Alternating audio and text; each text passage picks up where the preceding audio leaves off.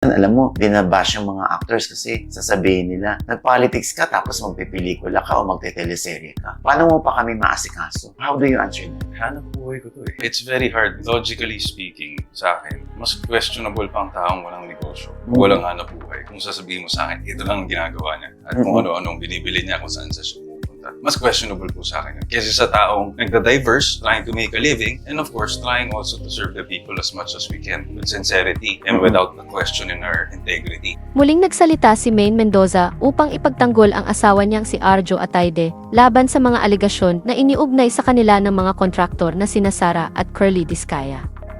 Sa isang mahabang post sa Facebook nitong Miyerkules, Setyembre 10, iginiit ni Mendoza na hindi sila kailanman nakinabang sa pera ng taong bayan at nakahanda silang lumaban sa pamamagitan ng legal na proseso. I know it may be wiser to stay silent while the investigation is ongoing, but cannot let my last tweet be my only statement, panimula ni Mendoza. Anya, bagamat masakit ang mga mapanirang salita na kanilang natanggap, hindi niya hahayaang manaig ang kasinungalingan laban sa kanila.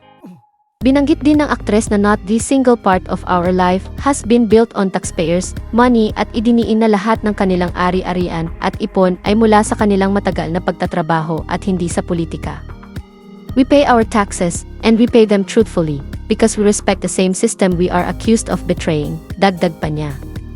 Tungkol naman sa mga paratang na umano nakinabang si Atayde sa mga proyekto, mariin itong itinanggi ni Mendoza. I will never accept the narrative that accuses us of stealing and living off taxpayers' money. That is not who Arjo is, that is not who I am, and that is not who we are, wika niya. Idinagdag pa niyang kung talagang maisala si Atayde, hindi niya ito ipagtatanggol kailanman. Tinukoy din ni Mendoza ang mga kumakalat na larawan ni Atayde, kasama ang Discayas, na anya ay kinuha sa maling konteksto. Perception is not always reality.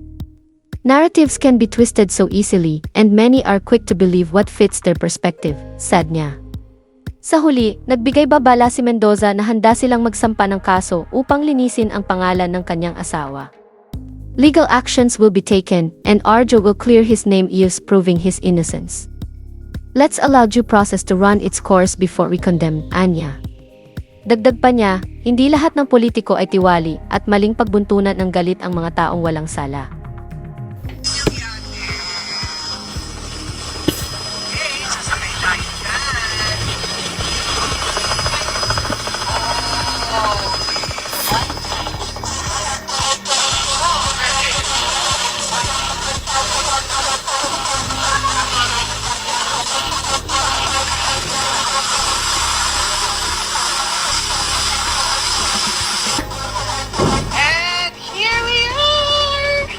O hindi ba? Lahat ng ito, land, sea, and air travel para lang ma-interview ang premyadong aktres na si Sylvia Sanchez. Masyado ko naiintriga sa babaeng yan at ang kanyang kwentong buhay. Pero interviewhan natin doon sa kanilang bahay bakasyonan ng pamilya Atayde. At nako, pero teka muna, sino ba yung i-interviewin natin at nasaan na siya?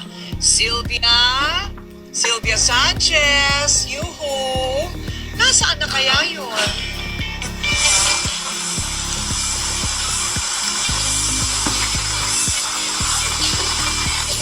Sylvia!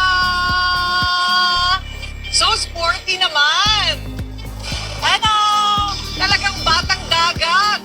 Oh! Hindi ko kaya yan. Wow! Sinong may alam yan? Walang may alam yan! Wala! Sports adventurer pala itong babaeng ito.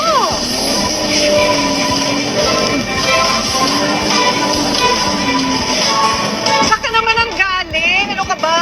Siyempre, pinaghahandaan ko pa kayo ng pagkain bago ko kumain kayo masarap dito. Second floor. Okay, tingnan natin. Para lalo natin enjoy ang katubigan.